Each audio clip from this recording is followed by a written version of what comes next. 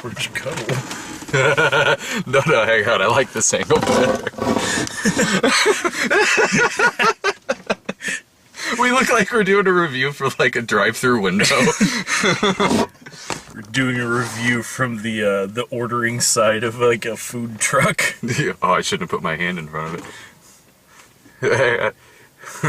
Spooky. This is the 3D review.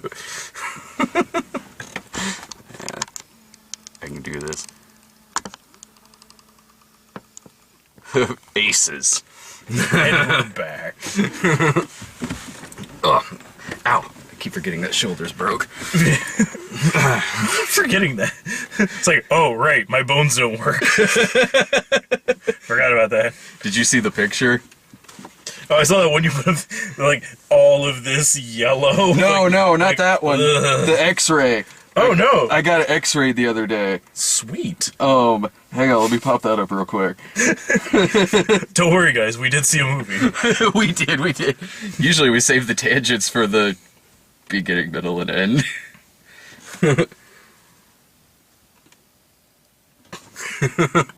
That's not how bones are supposed to be. And this has been our inside perspective on Brad. Get it? Because it's an X. We just got out of Insidious Chapter 3, which should be called Insidious Chapter 0. Yeah, that has been chapping my ass. Like, it literally opens with, like, Insidious Chapter 3, a few years before the others. I'm like, oh. But I like how, to start off with, I did like this movie, but there's a lot of stuff that irked me with it. I liked it too, honestly. And one of the biggest things was, okay, so this one takes place a few years before the first Insidious, which came out, what, like... It feels like the... 3 years ago? 4 years ago? When did the Because first one come out? the second one didn't come out last year. It came out the year before, because I remember it was the year before you had it on your worst list. The first one, like, a couple years before, so probably 4 years ago. So, okay, so we'll just estimate. We'll say that it was 2011. That sounds about right. So this is a few years before that, so 2008, 2007, let's call it like that, because if it was any longer than that, they would have given a specific number than just saying a few years. Yeah. But this movie didn't really have a good grasp of how it thought it should differentiate right now from 2008. Uh-huh. So... Was there anything in this that was, like, really today modern? That's the thing is, like how she was dressing definitely was more like current fashion. But then it was like, it kept doing things to remind us that, it's like, remember, like, a few years ago when things were weird? Like, every 5 minutes at the beginning of the movie, she keeps pulling out her sweet T-Mobile sidekick. It's like, oh man, I gotta take a picture of this. Close that bad boy up. Remember when phones did that? Remember that? It's like, that's cool. I thought it was a sweet phone. Or like her little brother was looking at some videos that the ghost guys put up, but their website looked like it fell out of like 1996. Like, it looked like a website that you'd see like Sandra Bullock showing someone in the net. You know what? I can honestly buy that from these two guys. When one of them's wearing a sweet Dolph Lundgren Masters of the Universe shirt, the other one's dressed like Bill Murray from Meatballs. Like, the Dolph Lundgren Masters of the Universe. That's my favorite version of He-Man, the one where he has a gun. I kept saying that's what the show was missing. Yeah, guns. But yeah, it was weird. I think they kept thinking that since it was a few years ago, like, they kept making, like, I don't know, just odd things, like her friend, that Asian girl. looked like she fell out of like 2000, 2001. Like she looked like an extra in like the beginning scene in like The Matrix when all those people show up, like yeah. like asking him if he has the thing they needed. Uh-huh. Like she looked like she like runs with that crew. And then it's like odd things, like it's like panning around her room to show that it's not right now. So like all of her musical choices are like PJ Harvey and like the Pixies and shit like that. Is like She was reading Clockwork like Orange. when is the inside of her bedroom? Like the inside of her bedroom is like in like 1992. It's like I don't know when it thinks anything is. Her little brother was like the fucking oldest kid from Home Improvement. Yeah. Yeah, That's the only thing I can he did have the Taylor hair going on a little bit, yeah. You were no... the 5 minutes he's in the movie, like seriously, like they introduce that she has a brother, and then he just dis-a-fucking-peer. Well, he comes back later, and he's like, no, I want to stay. And they're like, nah, you should probably go. But I don't want to. Well, it's going to get weird. All right, I'll leave. And he never comes back. Yeah, he's staying at the neighbors. And like these really touching moments with like Ghost Mom, and it's like he's not there. He's missing all of that. Like they'll have to just film it like, we saw your mom. Apparently, he's been dealing with all this fine. Yeah. I mean, So we saw Mom. Mom came back and gave us this really like heartfelt goodbye and everything. Man, you really should have been there, dude. I mean, how was things at Ernesto's? Like, you know, Was it cool? Did you guys like order out or something? Did anything like super weird happen over there? it's like I don't want to be racist, but I feel like did he make tacos? Like I have to. It's been bugging me all day. Oh yeah, the tacos were good. Wish I could have talked to Mom. Right on, sucker. Well, I mean, you're at school tomorrow. I mean, I won't keep you up. It's like, You can please sleep do. in an hour later. You earned it, Tiger. I was trying to, because you've probably seen the first one more recently than I have, so, and I only saw the second one once. In theater. It was when we saw it in the theater. I didn't go. I haven't gone back to that one. since. Me neither. Like, I did really kind of love the first one. The second one I thought was just pointless and unnecessary. This one, I don't even know how necessary this movie is, but I thoroughly enjoyed it. Yeah. Is it necessary? No. Does it do a lot of things that kind of bugs me? Yeah. Did I still like it though? Like, yeah, it was fun. Yeah, I did. I mean, there was some low expectations I had going into it, considering how we both felt about the first one. Yeah. And then when it turned out to be, because the second one was just like this pointless 90-minute epilogue with just kind of just random sequences of things happening that didn't really need it. Like, it was an epilogue that just simply wasn't needed. This one, through and through, I mean, it is its own story. Since it's been a while since I've seen the first one, probably since we saw it in the theater, I was trying to notice if there was any kind of references or anything that was going on other than the obvious ones they were making in the last scene. Yeah, they're towards that was one of the things that kept kind of bugging me towards the end, is like they just kept like they kept putting things out there like it would make it's like, oh, that's why he writes everything down whenever she's doing like the thing in the first movie. Oh, okay. Because in this one she's like, what do you do? It's like, oh, I'm a writer. Good, write down everything I say. Okay, and I'd forgotten about that from the other movie. But when they, at the end, which was pretty much their entire conversation in their last scene together, which is like, you should wear better clothing, like a shirt and tie and things like that. Like, you guys should think about wearing outfits now that we're going into business together. Like what? I don't know, shirt and tie. It's like, whatever. I'm not changing this shirt. This shirt's rare. Like, no, it's not. I know exactly how you made that shirt. It's the same way I made my Caligula shirt from high school. Buy a white t-shirt. Iron on fucking shit on it. It's exactly what that Masters of the Universe shirt was. But I mean, that was a little annoying, but those characters are extremely likable. Yeah, they're likable characters, but yeah, just the whole thing with that, like, it just felt like it's like this is just like you needed someone to be talking, and that's what you came up with. Mm-hmm. Like, it felt like it was just, like, explaining things that I would have just assumed would happen. Yeah.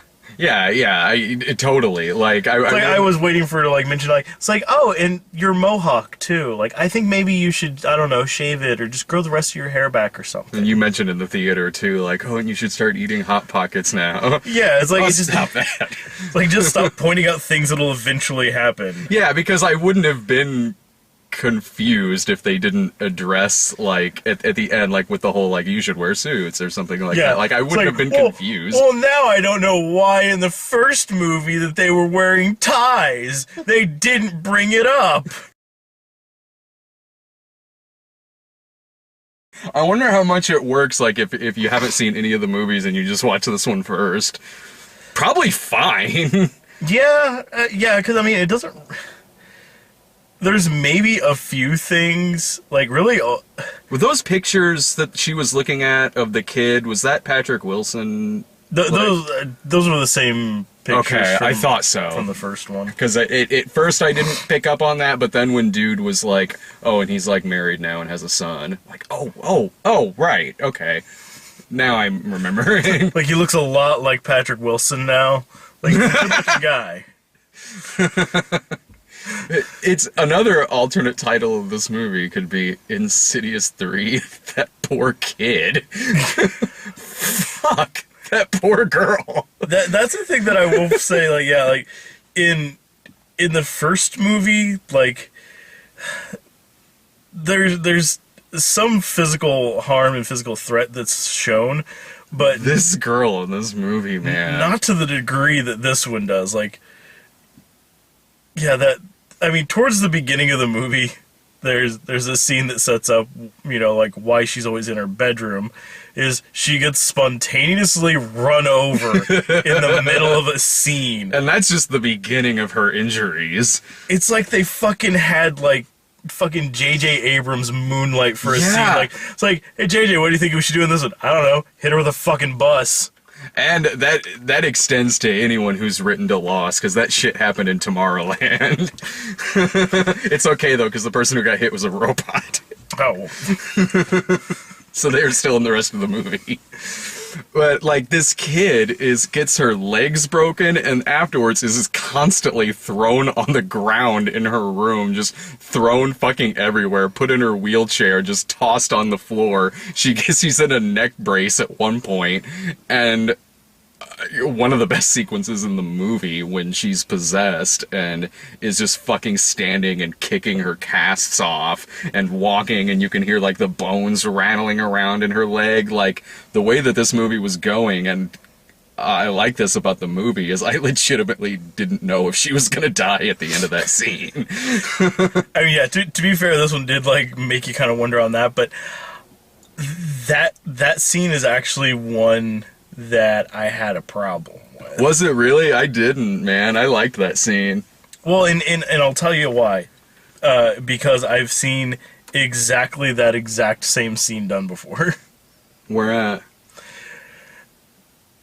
Oh, and I thought it was kind of funny because of, you know, the guy that made Paranormal Activity was one of the producers on this. Yeah. Remember that weird sort of side project, basically retelling of Paranormal Activity that they did in Japan? Oh, they do that in that movie? In that movie... Tokyo Night? Was that it? Something like that. It's... Instead of like a couple living together, it's a brother and sister. Uh-huh. And the sister was, like, away in America, and she ended up getting, like, the way that movie set it up is that she ended up getting hit by a car that the Katie girl was driving to, like, get away from, like, the house after the events that end, like, the first Paranormal Activity. Mm-hmm. And then she ends up, like, dying because of it. But then this Japanese girl gets her legs broken, goes back, and, like, a lot of the scenes in the movie are she's stuck in the bed because she has two broken legs. Yeah. and so like there's shit going on and she can't get away, or like, like something will be happening and she'll look over and like her wheelchair is like rolled halfway across the room so she can't leave. Oh, and okay. then she ends up basically kind of like how Katie was in Paranormal Activity. Yeah. Ends up getting possessed, and there's a scene in it where like she like gets up out of her wheelchair and she's like on her fucking broken ass legs, like walking around, and is doing the whole like clickety clickety fucking like bones rattling around thing while she's like trying to kill her brother. And which did you like that better in this movie or that one? I've never seen Tokyo Night. And if nothing else, like I think it's all on YouTube with like some bizarre translations. But I mean, if you get a chance to check it out, or at least like kind of fast forward through it till you see like that scene of like her walking around like that, like it's the same goddamn scene. No shit, really. And so I saw that and was like, wait, this is like old news. Like I've seen this exact scene before. Well, I mean, like, there's scenes in this movie, and even in some of the other Insidious movies that are stuff I've seen, maybe not quite that literal, but like... But yeah, that's the thing, is like, I've seen scenes in movies before, it's like, oh, well, someone's, like, someone's possessed in this movie, like, oh, well, yeah, like, that's, like, oh, well, in the, like, when she gets possessed in, like, The Conjuring, it's like, oh, well, I've seen people possessed in other things before, but, like, my brain didn't immediately go, like, The Conjuring, that's a rip-off of fucking Devil Inside. But no, like, whenever she was... okay, they gave it an ending. But no, like, legit, like, when she started walking around those broke-ass legs, I'm like, I've seen this. I've already seen this exact scene. But it also kind of bugged me a little bit, too, the fact that if you kind of consider the general gist of what this thing's trying to do with, like, killing this girl or getting her to kill herself, and all the other stuff that's going on, and then, the wise black lady who knows more than she should that gets killed, it kind of reminds you of something else, too. The entire plot and story of that movie Annabelle. Oh. Well, yeah, both of them are in an apartment complex. I thought a little bit about that when I was watching the movie, but it didn't annoy me because whenever I kind of thought about that, which was a couple of times, I was honestly like, this is a much better movie than Annabelle. Well, yeah, granted. But yeah, I mean, like, very similar, like, honestly, very similar looking apartment, very similar looking apartment building, doing spooky things with, like, being on the wrong floor and, like, something chasing you. Which even that, like, I mean, like, a couple times I thought of that, but that's also something, like, I mean, I can think of a few other movies off the top of my head that did stuff like that, like The Sentinel and like The Tenant and stuff like that. But no, I hear what you're saying because I did think of that a couple of times, well, but it not just kind really of, negatively. Oh yeah, but it just kind of like it's like oh, you have these guys making Insidious, and then one of them goes off and makes Conjuring, and then it has a spin-off movie Annabelle, yeah, and then you have this one here that seems like it borrowed like half of like the loose bits from it, like it's like say the apartment thing, like like the old black lady who knows more than she should dying and like helping out, like just odd things like that, like nothing like I wasn't saying like this is a carbon copy, but like there were enough things about it. It's like I said outside when I was like, this is a much better Poltergeist movie than the remake of Poltergeist. Yeah. But no, like I say, like it seems similar, but because of the proximity of like these guys and like their projects here. Yeah. That's what kind of makes it like especially seem like okay, well that's. Here's what it might be Lee Winnell just going like, okay, here's what I would have done with Annabelle if you fuckers just let me make it. Yeah, honestly, that's kind of what it seemed like. It's like, here's how you do that story, but better. Mm-hmm. And he knew enough to just take the doll out because fuck all, you didn't need that doll in Annabelle, yeah, exactly. A movie named after the goddamn doll. but yeah, like that just kind of like I say, like just the proximity of all that stuff, like it kind of just seemed a little too coincidental. Like if all of a sudden, like, you know, like James Wan put out like a new movie that was like about two people locked in a basement and they have to like do some gruesome shit. It's like, I'd still go see it. like I feel like we've been here before. They are talking about rebooting that back up. Oh, good. Honestly, I don't even have really a problem with that. It's just, Considering how 7 ended, I don't. Like, I don't at all. Fucking make another one. I hated how that series ended. just make one or don't make one, or just start it over, or start with something totally different but the same. Like, I don't care, really. I think that was partly why they re-released it not too long ago, is because they wanted to test to see whether or not anyone would go see it. Still interested. Which is so stupid, because you could... Who is gonna, other than, like, if we had gone and seen it for the site, like... No, that didn't make a lot of fucking money when it was released, but really, like who's gonna go see a re-release of Saw? Yeah. I mean, it's not like a nostalgic thing. It's not like it's gonna like... It's like, oh man, remember when we saw that back in the day? No one was like, man, I really want to relive the experience of going to see Saw in the theater. Oh man, I missed my chance to. This is finally where I can, like, no. Right. Like, oh, I can relive going to see it for free when I worked at the movie theater. So like some of like the, you know, the ones that they do, like The Shining or like Risky Business or stuff like that is like, it's like, yeah, that's got that factor. They're doing Jaws in a couple of weeks. Yeah, that'd be cool. Yeah, fuck yeah. Like, you know, you got these like iconic films, or like ones that like The Shining. Like, there was just no way I was ever gonna have a chance to see that in theater. Yeah. It's just kind of the way that things work with them happening in time and in order. And in Springfield. If we lived in like Chicago, New York, LA, we could probably go see The Shining in a couple hours. If we wanted I'm to. sure there's somewhere that's showing it. It's like this theater only shows Kubrick films. All right? What really, like, honestly carried me through this movie, because that's true what you're saying, how it has a lot of similarities like that to, say, like Annabelle and other things.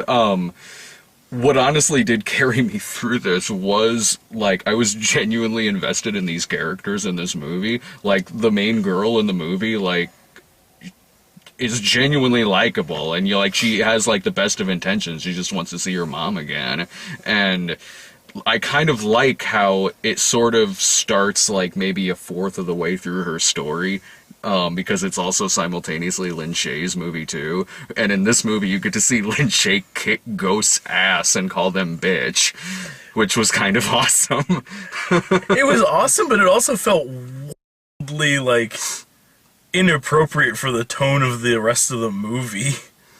It worked for me. Like, it was a cheesy ass line. There's like no reason for her to really call her a bitch, but I like her character so much in the movie that I didn't care. Like, I got to get like her like Ripley, like her Ripley. That's exactly what I was thinking of when that happened.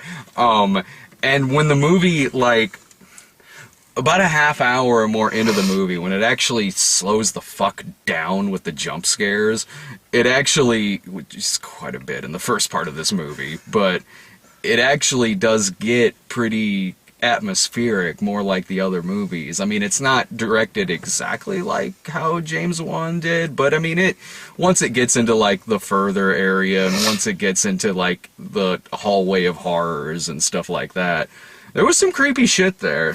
Well, yeah, and I legitimately liked just all the random scenes that it kept doing with like, just showing like the entity in this one just like standing around in places. Me too. Like, that was really creepy when they'd be like just standing out there, just like, yeah, standing out there, waving and shit. Waving and shit. What the fuck is that? Randomly behind like fucking curtains and shit, and then like fell through the floor. Like, fuck off. Yeah, fuck. We're moving to a different floor, not the one he just jumped into. He went down. Let's go up. No, that one's scary too. Oh shit, that's where he actually lives.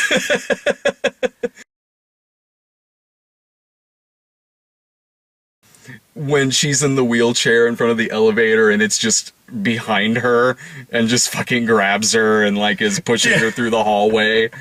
Fuck. Or when just slowly just turns her ass around to like, oh god damn it. oh, this can't be good. Oh god damn it. When they put the camera on her head too to like kind of watch where she was going and they couldn't figure out where the fuck the camera was. Because wait, she's walking. How is this happening? I don't know. Just go in the hall. Try to find her. Fuck you. Go fuck yourself. I like how he just she's gone.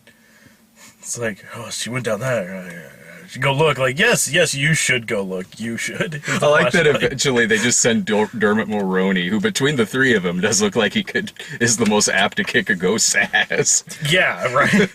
I liked all the sequences of Dermot Mulroney being annoyed by things.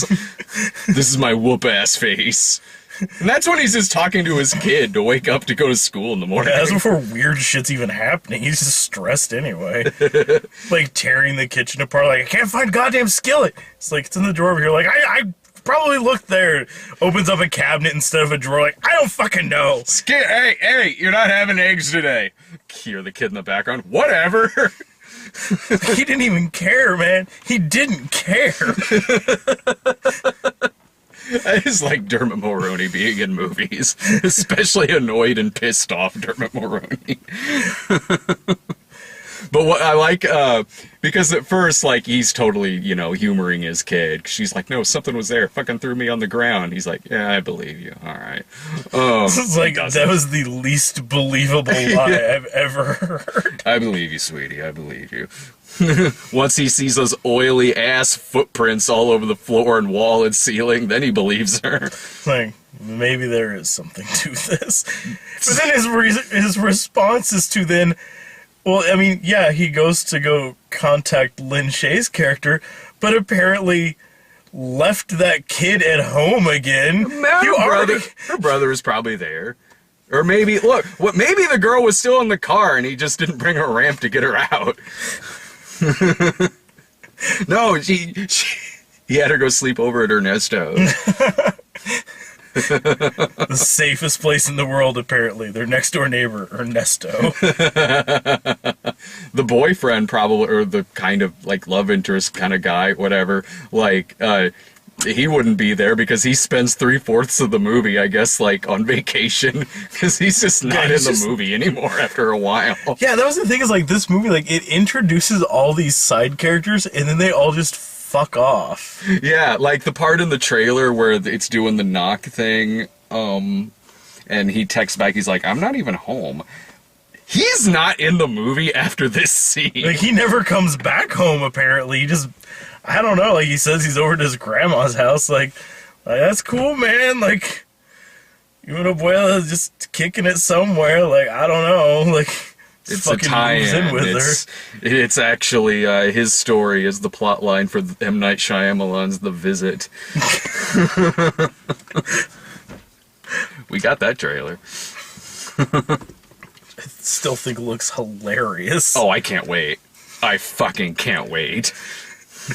On the terrible moment of realization I had, we saw the trailer and then it was kind of wrapping it up and it had the little like logo in the bottom that had like, like, oh, rated PG whatever, and mentioned like, oh, for exciting scenes and tense moments and some nudity. I'm like, wait, the main girl in this is like 14 or 15, so oh fuck, that means all that nudity is just gonna be Nana running around the house fucking naked. Yes. Found footage style. I like that this, honestly, like, another thing that really carried me through this movie, too, is the movie actually does have, like, kind of a surprising amount of heart to it. Like, when they have the sequence at the end where the mom comes back and Lin Shaye is kind of telling everything that the mom is saying and stuff like that, it's because the characters in this movie are genuinely likable, and the story of the girl is, like, a relatable story, like, you can see the motivation of every character in this movie, and because of that payoff there at the end with the mom and everything, it is genuinely heartfelt. Yeah, I mean, like, too, like, the the husband of like the black lady that dies. Mm-hmm. Like, there's a scene where he's talking about it, and like he's kind of breaking down. Like, I kept trying to tell her like I love her, and I just don't know that any of it got through. Like, I figured that they were going to use that as some sort of like, you know, setup for him to just like all of that to like, you know, for him to be like throw something out there useful, like, because like at that point, like that was right after his like half-ass like, sure baby, yeah, there was a guy in your room who couldn't breathe and he threw you around the room. And I expected like him to be talking to like, you know, talking to like that husband down there, be like, yeah, I tried to tell her I love her and she just keeps talking about some guy who can't breathe. It's like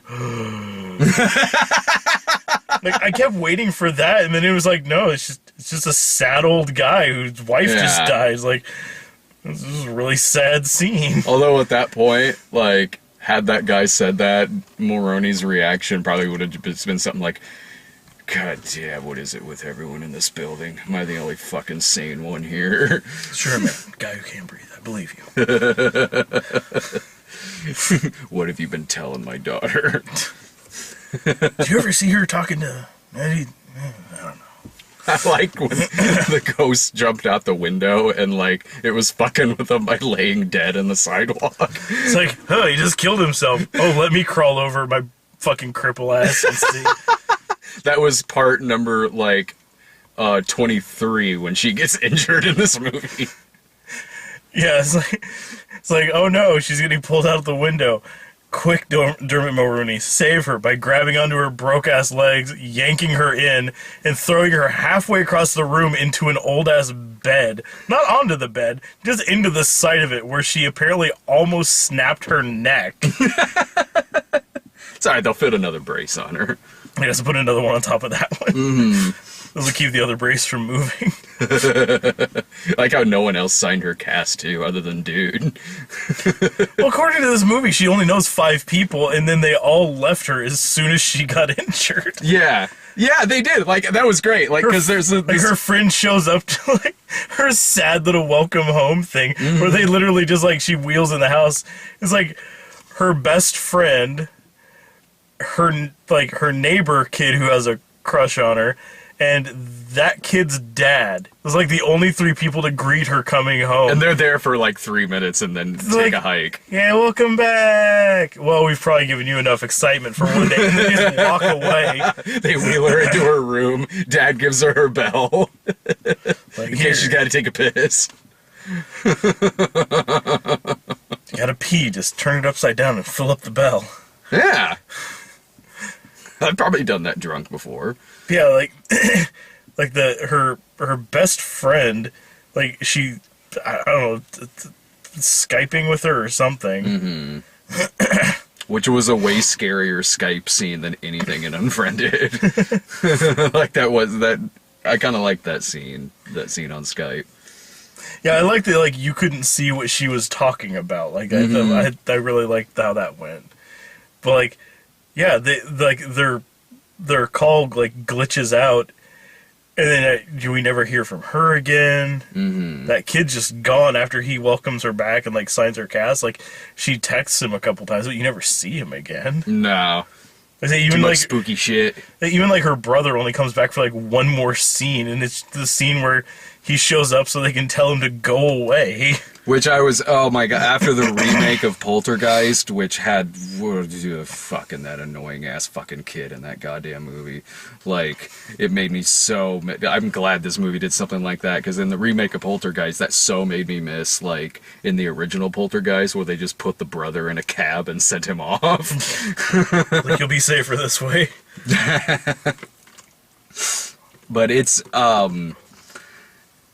of recent horror movies, I mean, there's a couple better ones you could probably see, like, between, like, if you haven't seen, like, Babadook yet, or It Follows, like, you know, I mean, I'd recommend checking those out before this, but in terms of, like, wide horror films like this one, I mean, I actually quite enjoyed it. I mean, I didn't like it as much as the first one, but it's a goddamn step up from the second one, and this is far fucking better than Poltergeist was. Well, and this is similarly, too, like, if you haven't seen, like, Annabelle yet, just skip it and watch this one. Like I said, I know it sounds like I'm bitching a lot about it, but I did really enjoy this movie. It just had like I say, like a lot of things that just kind of like just small shit that kept bugging me. Like I said, like just some of it was just hard to separate at a point, and then like once like I was just sitting there making like comparisons in my head, like it's like this is really reminding me of Annabelle, and then like I said, like it did like the her walking around on like her little janky legs is like, well, I've definitely seen that scene already. That stuff did. Well, I mean, I didn't see Tokyo Night, but like the Annabelle stuff like that didn't bother me about the movie. The only thing that I could like really gripe about with this is the first act of it had far too many jump scares for my taste, and also some of the in-jokey stuff. But other than that, I did enjoy the movie. Yeah, some of the in-joke stuff was just like ha ha ha ha, clever. Was there any thing in this movie that was referenced in the other movies at all, or is this like just kind of totally its own like separate thing, other than like? Yeah, I can't think of anything from this that, I mean, unless there's like, you know, unless there's like some scene with like Lin Shaye talking about like, it's like, oh, I've had to, you know, I've taken on like several spirits like this before, you know, helped out a girl or something, like, unless there's like a throwaway line like that I don't remember. I don't either. I was kind of wondering about that, but I couldn't fucking remember. Yeah, this one, it kept seeming like it kept shoehorning in like the whole like woman in a black dress thing. Mary Shaw. Like, that seemed like they kept reminding us, like, yeah, we know that comes up in the other movies. Like, relax, it's okay. I remembered that from the other movies because even in the other movies, hell, we probably brought it up when we talked about Insidious too. Like, that looks, you're mentioning Annabelle, I mean, that character looks exactly like Mary Shaw from Dead Silence.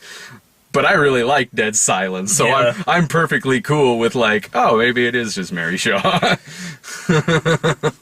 I don't know, like, it kept, like, the fact that, like, they kept putting such an emphasis on that, like, it's like, oh, yeah, and she keeps telling me one day she's gonna kill me, is like, yeah, we know that already. They do that too much in this movie. Like, once would have been whatever, but they must bring that up, like, about 5 or 6 times. I just can't use my powers anymore. And then she'll use them, and then I almost got killed. I can't use them anymore. She'll use them again and almost get killed. It's like, stop it already. Yeah. And then the weird cameo by fucking Darth Maul there at the end.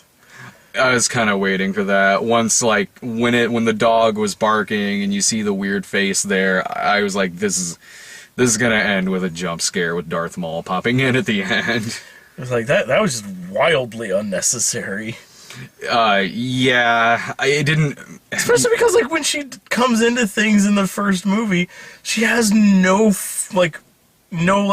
knowledge of what's happening. It was just what, like, for the Barbara audience. Hershey's told us. Yeah. That was just for us, just for the audience. Like, it was wildly unnecessary. It was only there for there to be a jump scare before the credits, which is just a fucking cheap ass way to end a horror movie. But, it didn't, I saw it coming a goddamn mile away, so I didn't get that pissed off, but it was just surprising to me that that's what they went with. Like, they could have went with, like, I just assumed it was going to show, like, you know, the whole, like, you know, fake or real Mary Shaw, you know, like, you know, black dress lady, like, popping out of, like, her closet or some shit like that. Although, at least I will say one thing, though, about all the jump scares that it did, is it kept bringing them from, like, odd angles. yeah. I will at least give it that. Like, it wasn't just, like, always just, like, you know, suddenly it pops up in front of you, or, like, you turn your head and, like, it's right there. Like, and somewhere coming in from the ceiling, from... Or like that one, like, she's just standing there in the middle of the room and just all of a sudden, like, out of nowhere, like, gets tackled from the side and pushed out of frame, like, what the fuck? Yeah, oh yeah, like, some of them were fine. Like, there were a couple that worked for me, but, like, there were some that was just like, okay, that didn't need to... Like, just like a face popping up in front of the screen or some shit like that. Yeah, a couple, when, like, they do it so much in the first act of this movie that, yeah, sure, there were a couple that worked on me just fine, but once it actually toned that shit down and actually let it be quite atmospheric and let some really fucking creepy imagery set in, the spooky shit in the movie was really working for me. I mean, I'd recommend the movie. It's the better horror movie that's out right now. Yeah, I'd say it's definitely worth watching. It's way better than the second one. Yeah.